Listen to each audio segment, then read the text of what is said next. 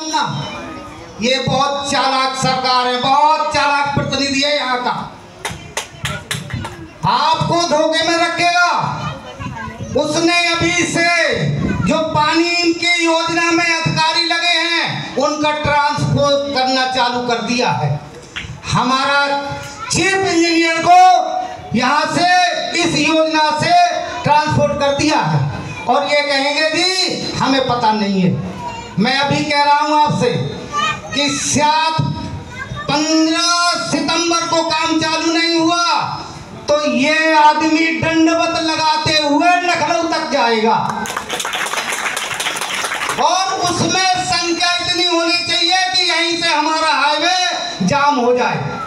जाम करते हुए चलेंगे, पहले डीएम साहब के पास पहुंचेंगे, उनसे सवाल करेंगे और फिर रवाना लखनऊ के लिए होंगे। बहनों भाइयों, मुझे ऐसे लगता है, एक मैंने किस्सा सुना था, एक हरिद्वार से एक हंस और हंसनी रेगिस्तान पहुंच गई।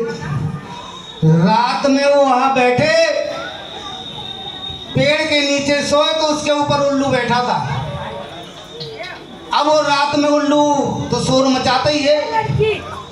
हंसनी कहने लगे आज हम कहाँ फंस गए, इस आज तुम्हारी नींद पूरी नहीं हुई। उल्लू वो सुन रहा है कि यार ये कौन आदमी आए हैं जो बहन से हमें कह रहे नींद नहीं है, मेरे क्षेत्र में आए मुझे ही कह रहे यार। सुबह हुआ तो वो बेचारे अपने चलने लगे। उल्लू नीचे आया, कह रहे भाई आपको बहुत कष्ट हुआ है और मैं इससे क्षमा मांगता हूँ और आपको कोई तकलीफ हुई है तो कोई नहीं। उन्होंने कहा भैया धन्यवाद और अब हम अपने धीरे धीरे निकल जाएंगे। जब थोड़ा सा आगे वो हंसनी चला तो उल्लू ने कहा ओए इधर आ, ये पत्नी तो मेरी है, तू कहाँ लेके जा रहा। उन्होंने यार ये क्या हुआ। भैया हमने तो कोई गलती नहीं करी, हमारी पत्नी को छीन रहे हो। कहले नहीं नहीं ये तो मेरी पत्नी है। उल्लू ने बेचारे ने बहुत शोर शराबा करा और जितने पक्षी थे उनने सामने बुलाया। उन्होंने कहा भाई ऐसे ऐसे बात है। अब वहाँ पे जब सब बैठे कहले भैया एक काम करो, ये तो हंस और हंसनी बाहर के हैं, उल्लू को तो यही रहना है, हम तो इसी आदमी की बात करते हैं। सारे पक्षियों ने कहा कि भैया और ये तो उल्लू की घरवाली है। हंस बेचारा चीखता चाकता थोड़ा सा आगे चला। जब वो चलने लगा तो उल्लू ने फिर आवाज मारी, कहले इधर आओ इधर आओ। आप लोग जो हैं इस उल्लू की वोट देते हैं, इसीलिए ये तुम्हारी पत्नी छिन रही थी। उल्लू को आप वोट मत देना, इन उल्लुओं को वोट मत देना, क्योंकि ये तुम्हारी पत्नी भी छीन लेंगे। एक जिसके घर पे मैं गया, जिसको हमने चुन के भेजा, मैंने मंत्री बनाया, मैंने उसको भी लोगों के बीच में लाठियां खाई, वो मुझे कहता है तू तो अमरपाल शर्मा का चमचा है। अरे मैं चमचा हूँ तो मैं चमचा तो रहूंगा, लेकिन तुम्हारे को कहने वाले को भी चमचा बनवा दूंगा।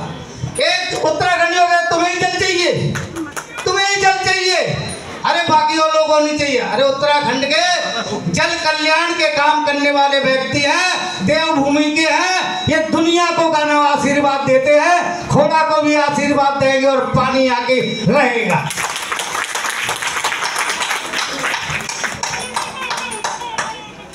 मैं डीएम साहब के साथ जब बोला, डीएम साहब कह ले 2 साल में आ जाएगा, तो मैं बोलने लगा तो डीएम साहब भी विधायक की भाषा बोलने लग गए। मैंने कहा साहब आपने हमें बुलाया है, मैं प्रार्थी लेके नहीं आया, आपने मुझे बुलवाया हमारी बात सुनी जाए। तब उनने हमारी 20 सूत्री की मांगे करी और शायद अभी हम एक 15 दिन के अंदर डीएम साहब से फिर मिलते हैं कि हमारे यहाँ नेम प्लेट क्यों नहीं लगी। जब तक नेम प्लेट नहीं लगेगी हम हाउस टैक्स नहीं देंगे, हाउस टैक्स नहीं देंगे। हाथ उठा के बताइए मैं सही कह रहा हूँ गलत कह रहा हूँ। जब तक नेम प्लेट नहीं लगेगी हम हाउस टैक्स नहीं देंगे। चेक से लेंगे, ऑनलाइन से लेंगे तभी हम टैक्स देंगे, और नहीं तो हम नगर पालिका से टकराएंगे। जो हमारे यहाँ वारंट भेजने आएंगे हम उसे पकड़ के बिठा लेंगे। ज़्यादा न बोलते हुए आपने जो ये समय दिया है बहुत कीमती समय था आपका और आप बैठे रहे, मैं उसके लिए बहुत बहुत धन्यवाद और आभार करता हूँ और आपको नमस्कार करता हूँ। आपके चरणों में सर झुका के फिर अपील करता हूँ कि आप लोगों को खड़ा होना पड़ेगा, आपको खड़ा होना पड़ेगा। जितने आप टैंकर में लाइन में लग के पानी भरते हैं, समय समय पे से आप वो हमें समय दे देंगे तो हम सरकार को घुटने के बल टिकवा देंगे। ये मैं कहना चाहता हूँ। थोड़ा तुम्हारा एक बलिदान मांग रहा है, थोड़ा तुम्हारा बलिदान मांग रहा है, वो बलिदान मैं दूंगा, लेकिन पानी गंगा जल लेके आऊंगा। आज आपके बीच में वादा करता हूँ। अब मैं तीसरा विकल्प चुनना पड़ेगा।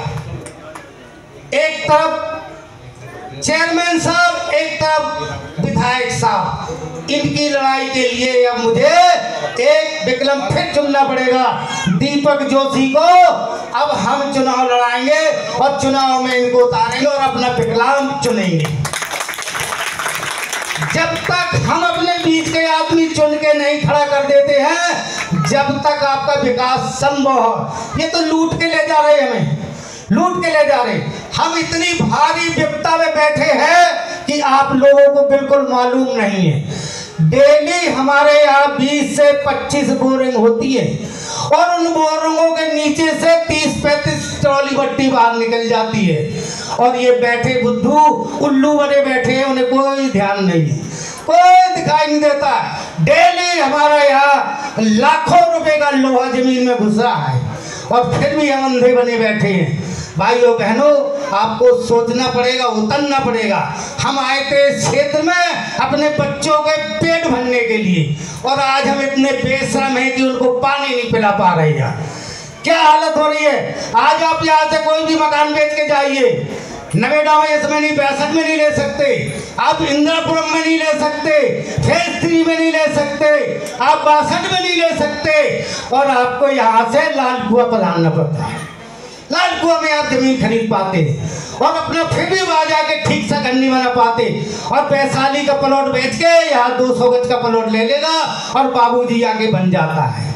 हमारा ऐसा क्या कसूर है जो हमारा ये कीमत नहीं मिल रही मकान। लाखों आदमी यहाँ से ताला लगा लगा के किराए पर मजबूर होकर पहुँच गए। उनका क्या कसूर है जो आज वो मकान है और वो किराए पे जाते। मात इन उल्लुओं को भगाना है। अब जब तक ये उल्लू रहेंगे आपका विकास नहीं होने देंगे।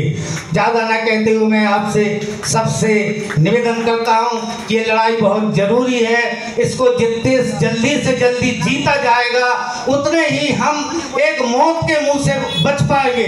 किसी दिन जलजला आ गया या हिलन हो गई तो हम कई फीट के नीचे चले जाएंगे और ये लोग बाद में हमारे पास बुलडोजर चलाते फिरेंगे। इन बुलडोजरों से बचो, जागो। अब मैं दीपक जोशी से कहना चाहता हूं, जो हमारे को डीएम के यहाँ निगरानी कमेटी के सदस्य भेजने थे उसमें हमारे 21 आदमी बोले गए थे डीएम साहब ने, लेकिन अब मैं उनसे कहना चाहता हूं प्रत्येक वार्ड से 21 आदमी की टीम बनाई जाए, 21 आदमी की निगरानी कमेटी बनाई जाए ताकि वो अपने अपने वार्ड में ठीक से देखभाल, पाइप की लाइन अपना काम करवा सके। मैं चाहता हूं कि प्रत्येक वार्ड से 33 वार्ड से 21 आदमी की टोली बननी चाहिए। कोई है राजी भाई, ये काम ठीक है कि नहीं? होना चाहिए नहीं होना चाहिए? प्रत्येक वार्ड में 21 आदमी की टोली होनी चाहिए नहीं होनी चाहिए? होनी चाहिए।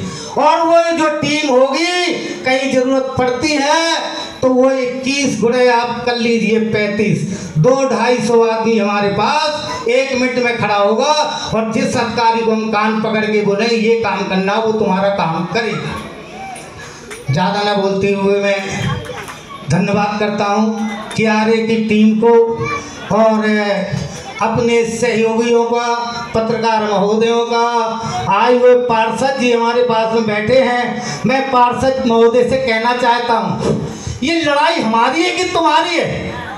तुम्हें जनता ने चुन के भेजा, तुमने कितनी बार धरना प्रदर्शन करा इस लड़ाई